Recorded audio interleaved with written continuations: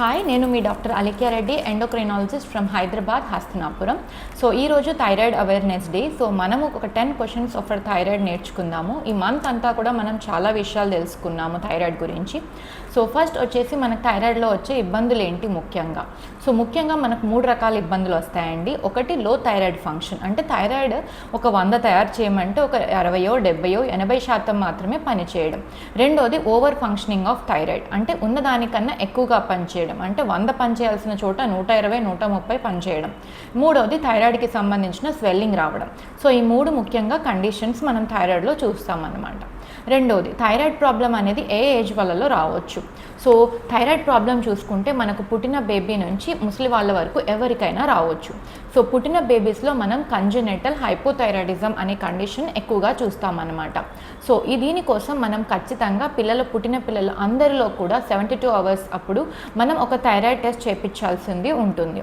So ఇది అందరి పిల్లలకు చేయించడం అనేది మంచిది, ఎందుకంటే ముఖ్యంగా మనకు ఫస్ట్ 3 months అనేది బ్రెయిన్ డెవలప్మెంట్కి చాలా ఇంపార్టెంట్. సో మనం ఎంత ఎర్లీగా మనం థైరాయిడ్ సప్లిమెంట్ ఈ పిల్లల్లో చేయగలుగుతామో వాళ్ళలో మనం ఐక్యూ అనేది అంత ప్రిజర్వ్ చేయగలుగుతాం, మెంటల్ రిటార్డేషన్ అనేది అంతగా తగ్గించగలం అన్నమాట.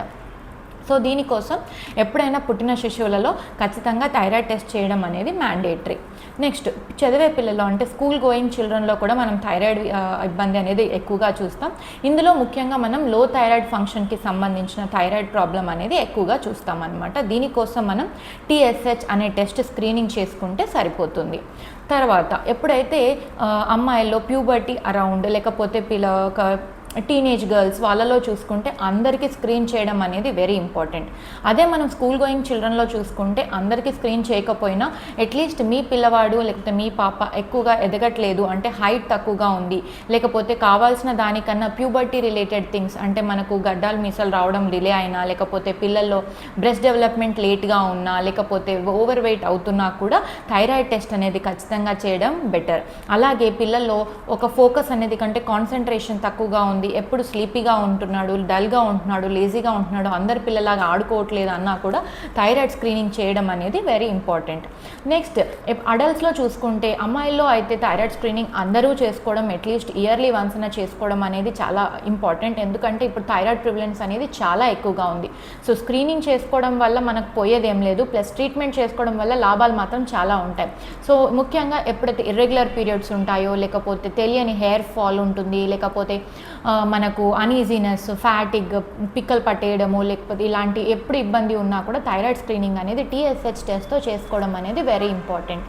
నెక్స్ట్ అడల్ట్స్లో చూసుకుంటే కూడా బేస్డ్ సిమ్టమ్స్ అనమాట, అంటే ఓవర్ వెయిట్ అవ్వడము, లేకపోతే రోజంతా నీరసం అనిపించడము, మోకాలు నొప్పులు ఎక్కువగా రావడము, చేతులు బిగుసుకుపోవడము ఉదయం, లేకపోతే వాటర్ రిటెన్షన్, అంటే పాదాల్లో ఎడిమా రావడం, అంటే నీరు చేరడము, ఇంకా రోజులాగా యాక్టివ్గా ఉండలేకపోవడము, ఇలాంటివి ఎప్పుడు అనిపించిన, లేకపోతే కాన్స్టిపేషన్ రావడము, ఇలాంటి సిమ్టమ్స్ ఎప్పుడైతే అనిపించినా కూడా థైరాయిడ్ స్క్రీనింగ్ అనేది ఇంపార్టెంట్. నెక్స్ట్ మెనోపాజల్ ఏజ్లో కూడా థైరాయిడ్ ఇబ్బందులు బయటపడే అవకాశం ఉంటుంది. సో వాళ్ళలో కూడా ఖచ్చితంగా థైరాయిడ్ ప్రాబ్లం టెస్ట్ చేసుకోవడం అనేది ఇంపార్టెంట్. సేమ్ మగవాళ్ళలో కూడా మనము థైరాయిడ్ ఇష్యూస్, సేమ్ సిమ్టమ్స్ ఎప్పుడైనా మనకు అనిపించినప్పుడు థైరాయిడ్ స్క్రీనింగ్ చేసుకోవాలి. అలా లేదనుకున్నా కూడా ఇయర్లీ చేసుకోవడం వల్ల మాత్రం నష్టం ఎటువంటిదే ఉండదు, సో ఇంకా లాభమే ఉంటుంది. సో థైరాయిడ్ స్క్రీనింగ్ అనేది చాలా ఇంపార్టెంట్, ఎందుకంటే ప్రివలెన్స్ అనేది చాలా ఎక్కువగా ఉంది. నెక్స్ట్ మనం ఈ ఏజెస్లో చూస్తాము అంటే అన్ని ఏజెస్లో చూస్తాం. నెక్స్ట్ మనకు థైరాయిడ్ టెస్ట్కి ఏ టెస్టులు చేపిస్తారు, ముఖ్యంగా థైరాయిడ్ ప్రొఫైల్ అంటాం, అంటే దీంట్లో మనకు T3, T4, TSH అనే టెస్టులు ఉంటాయి.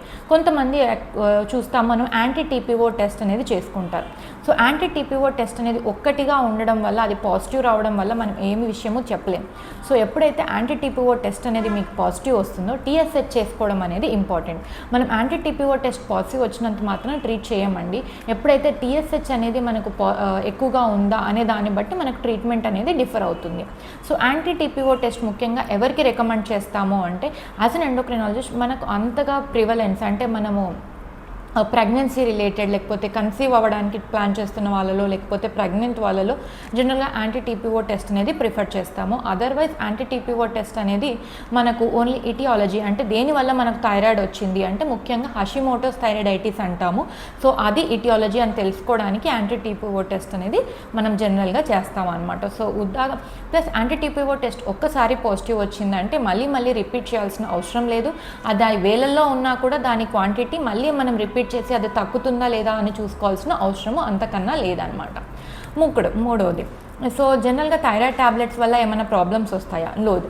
థైరాయిడ్ ట్యాబ్లెట్స్ వల్ల ఎప్పుడూ ప్రాబ్లమ్స్ రావు. థైరాయిడ్ డోసేజ్ అనేది కూడా మీ బరువును బట్టి ప్లస్ మీ టీఎస్హెచ్ వాల్యూని బట్టి మీ ఎండోక్రైనాలజిస్ట్ ఖచ్చితంగా అడ్జస్ట్ చేసి ఇస్తారు.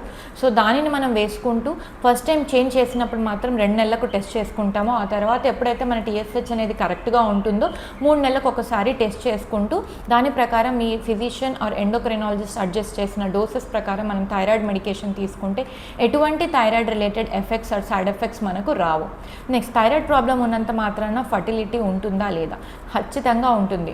మనం ఒకటే చూసుకోవాలి, థైరాయిడ్ ట్రీట్మెంట్ చేసుకుంటున్నప్పుడు మనం టీఎస్హెచ్ అనేది కరెక్ట్గా మెయింటైన్ చేస్తున్నామా లేదా.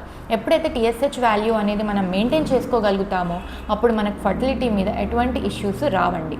మూడోది, ఎక్కువగా ఫంక్షన్ అయ్యే థైరాయిడ్. సో ఎక్కువగా ఫంక్షన్ అయ్యే థైరాయిడ్ అంటే మనకు 100 తయారు చేసిన చోట అది 150 130 తయారు చేయడం అనమాట.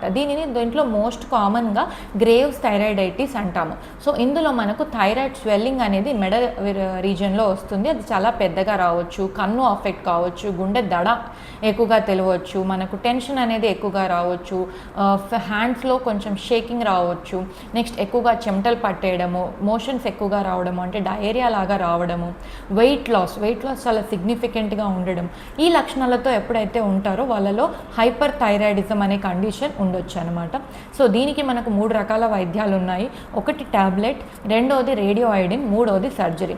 సో మన కండిషన్ని బట్టి మీ కండిషన్ని బట్టి మీరు ఫ్యూచర్ ప్లాన్స్ని బట్టి లేకపోతే మనం ఎంత త్వరగా ట్రీట్ చేయాలి అనే కండిషన్ని బట్టి మనం ఈ 3 మోడాలిటీస్లో మీ ఎండోక్రైనాలజిస్ట్ ఎటువంటి ట్రీట్మెంట్ తీసుకోవాలనే దానికి మీకు సలహా ఇస్తారు. Next, thyroid nodule. So nodule అంటే థైరాయిడ్లో ఒక కంతి లాంటిది ఏర్పడడం. సో కంతి ఉన్నంత మాత్రాన కంగారు పడాల్సిన అవసరం లేదు. ఎప్పుడైతే థైరాయిడ్లో స్వెల్లింగ్ ఉంటుందో సో ఆ స్వెల్లింగ్ అనేది మీ ఎండోక్రైనాలజిస్ట్ ఖచ్చితంగా ఫిజికల్ ఎగ్జామినేషన్ అంటే తను అక్కడ ఉన్నప్పుడు మనకు పాల్పేట్ చేసి చూస్తారనమాట. అలా చూసిన తర్వాత వాళ్ళు మీకు అల్ట్రాసౌండ్ నెక్ అనే టెస్ట్ రాసినట్లయితే దాని ప్రకారం ఒక స్కోరింగ్ ఇస్తారు. ఆ స్కోరింగ్ ప్రకారం మీ ఎండోక్రైనాలజిస్ట్ నెక్స్ట్ ఏం చేయాలో అని చెప్తారనమాట. సో అది వాళ్ళకు డౌట్ఫుల్గా ఉందా లేకపోతే అది ఖచ్చితంగా మంచికంతా చెడుకంతా అనేది ఒక అల్ట్రాసౌండ్ అవసరం ఉంటే దాని తర్వాత ఒక సూది పరీక్ష అనేది చేసేది ఉంటుంది. సో వాటి రిజల్ట్స్ని బట్టి అది సర్జరీ చేసుకోవడమా లేదా అనేది డిసైడ్ అవుతుంది. సో కంతి ఉన్నంత మాత్రాన అన్ని థైరాయిడ్స్కి సర్జరీలో అవసరం లేదు. సో కంతుల్లో మంచి కంతులు ఉంటాయి, అలాంటి వాటికి మనం జనరల్గా 6 నెలలకో సంవత్సరానికో జస్ట్ ఫాలో అప్ లాగా అల్ట్రాసౌండ్ చేసుకుంటాము అంతే. ఎప్పుడైతే కంతి కొంచెం క్యాన్సర్ లాగా అనిపిస్తే అది కూడా మీ ఎండోక్రైనాలజిస్ట్ అల్ట్రాసౌండ్ మరియు ఎఫ్ఎన్ఏసి అనే సూది పరీక్ష ద్వారా కన్ఫర్మ్ చేసినట్లయితే జనరల్గా సర్జరీ అనేది అవసరం ఉంటుంది. సో ఇవి మనము జనరల్గా థైరాయిడ్ గురించి ముఖ్యంగా వచ్చే డౌట్స్. సో నెక్స్ట్ ఇంకా కొన్ని థైరాయిడ్ అవేర్నెస్ ఈ మంత్ అంతా కూడా మనం తెలుసుకుందాము. Thank you.